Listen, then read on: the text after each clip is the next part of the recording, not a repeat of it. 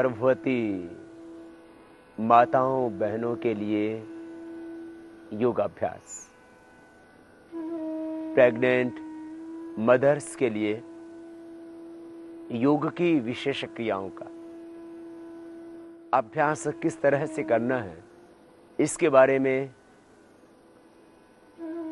मुख्य रूप से जो प्राणायाम की क्रिया है उनका प्रशिक्षण हम दे चुके हैं। कि गर्भवती माताएं भस्त्रिका प्राणायाम बहुत धीमी गति से साउंडलेस ब्रीदिंग के साथ ध्वनि रहित प्राणायाम, भस्त्रिका, अनुलोम विलोम, भ्रामरी, उद्गीत, श्वासों के साथ प्रणव का ध्यान, ये मुख्य 5 प्राणायाम। और यदि थायराइड की प्रॉब्लम है तो उज्जाई, मोटापा है तो उज्जाई प्राणायाम कर लेना। कफ और गले के रोगों में भी उससे लाभ होगा। और यदि बहुत अधिक गर्मी लगती है, बहुत अधिक पसीना आता है, गुस्सा बहुत आता है, बीपी कंट्रोल नहीं हो रहा है, तो शीतली और शीतकारी प्राणायाम, शीतली और शीतकारी ये 2 प्राणायाम अनुलोम विलोम भ्रामरी उद्गीत के साथ और कर लेना तो बीपी 100% लगभग कंट्रोल हो ही जाता है। क्योंकि अनुलोम विलोम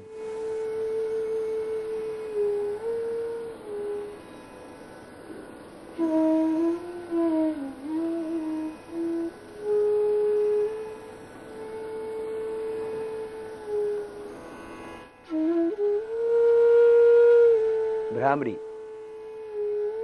उद्गीत, फिर ये शीतली और शीतकारी,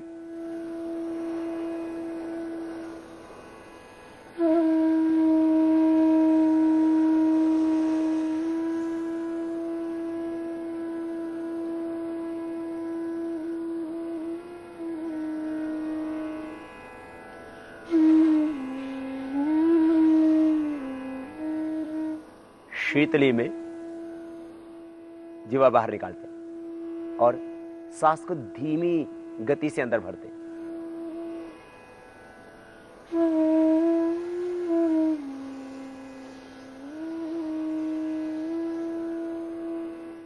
भरने के बाद थोड़ा सा बस अंदर रोकना, ज्यादा नहीं। और फिर धीमे धीमे श्वास को बाहर छोड़ देना। ये शीतली प्राणायाम गर्भवती माताओं बहनों के लिए जिनका बीपी हाई रहता है, डिप्रेशन रहता है, बहुत अधिक गुस्सा आता है, उनके लिए जरूरी, पसीना बहुत आता है। फिर शीतकारी, दांतों के पीछे जीभ लगाना ऊपर की ओर, या तालू में जीभ लगा देना, होठ खुले हुए, दांत बंद, और सी की आवाज होगी।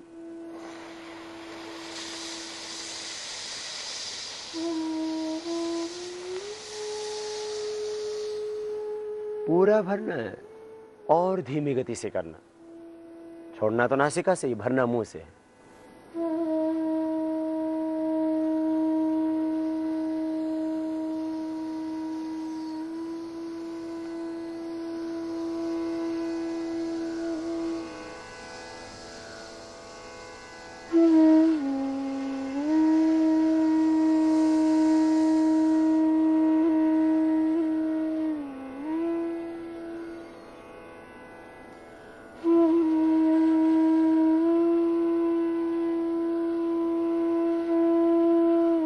इससे बीपी कंट्रोल होगा। बहुत जरूरी है माताओं बहनों के लिए, क्योंकि बीपी जब कंट्रोल नहीं होता, मां के गर्भ में पल रहे बच्चे को भी बहुत नुकसान हो सकता है। अनुलोम विलोम, भ्रामरी, उद्गीत, श्वासों पर ओम का ध्यान, और ये शीतली शीतकारी प्राणायाम। और फिर भी कंट्रोल ना हो तो एक और प्राणायाम है जिसको बोलते हैं चंद्रभेदी प्राणायाम। बाएं नाक से धीरे धीरे लेना श्वास, बहुत धीमी गति से।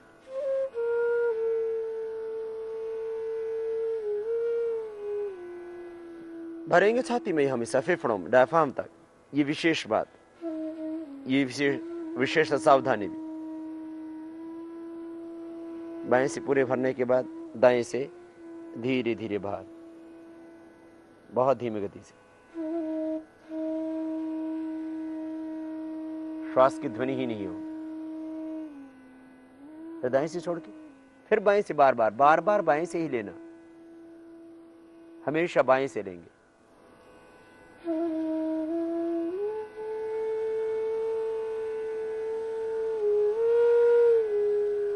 पूरा श्वास भरने के बाद दाएं से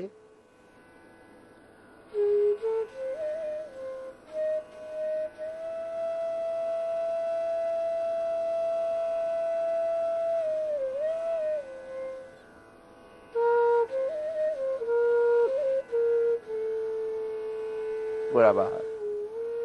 इस तरह से बार बार बाएं से लेना, पूरा धीरे धीरे भरना अंदर, भरने के बाद दाएं से छोड़ देना बिना ही रोके। ये चंद्रभेदी प्राणायाम हाई बीपी के लिए बहुत अच्छा है।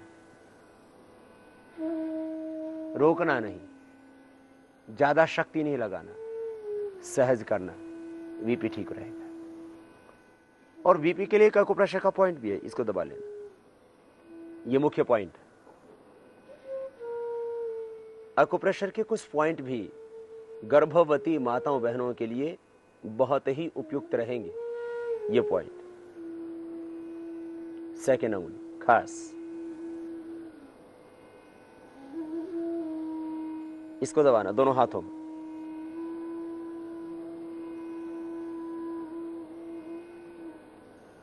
दोनों हाथों में पॉइंट दबा लेना। गर्भवती माताएं बहनें बहुत जोर से एक्यूप्रेशर नहीं करें, धीरे धीरे करें, वो बहुत जरूरी है।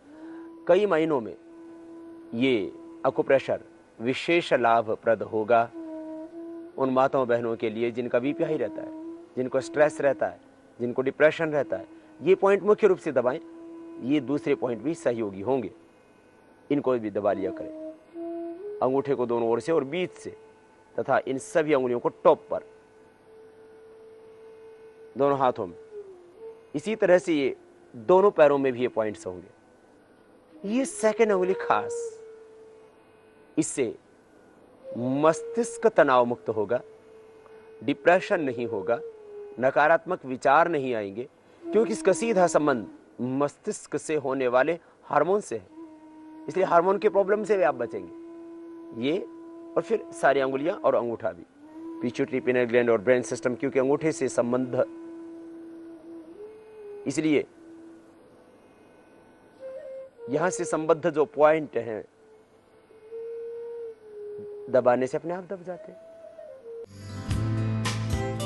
योग यात्रा में अब तक आपने देखा, गर्भावस्था में उच्च रक्तचाप में पाइए आराम।